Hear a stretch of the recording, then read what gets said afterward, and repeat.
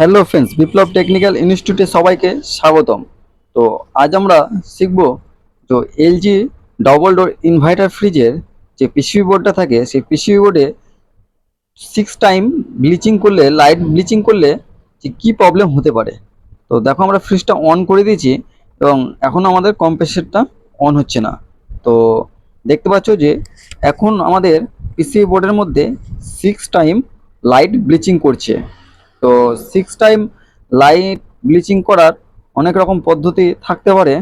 তো তো আমরা সেটা এখন চেক করব যে কিভাবে কি প্রবলেম আমাদের হতে পারে। তো সর্বপ্রথম আমরা যে কাজটা করব সেটা হচ্ছে যে ফ্রিজের যে ওএলপি একটা লাগানো থাকে, যে ফ্রিজের পিনের মধ্যে একটা ওএলপি লাগানো থাকে, সেই ওএলপিটাকে আমরা চেক করব আগে। তো চলো ওএলপিটাকে চেক করা যাক।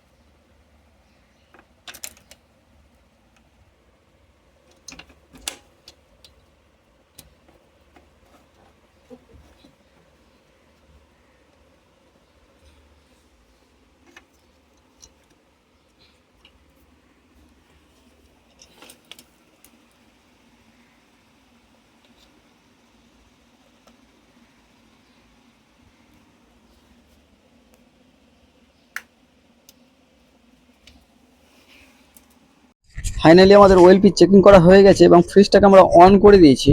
তো দেখবো এখন পরিস্থিতি কীরকম। তো দেখো, ফ্রিজটা আমরা অন করে দিয়েছি এবং ফ্রিজটা এখন অন হচ্ছে না।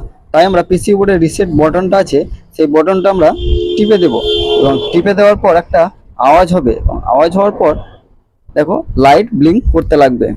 তো দেখতে পাচ্ছ এখানে ডান দিকের লাইটটা ব্লিঙ্ক করছে এবং বাম দিকের লাইটটা এখন অব্দি ব্লিঙ্ক করছে না।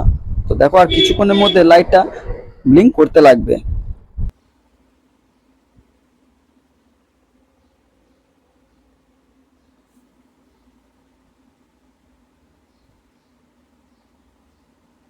এক, দু, তিন, চার।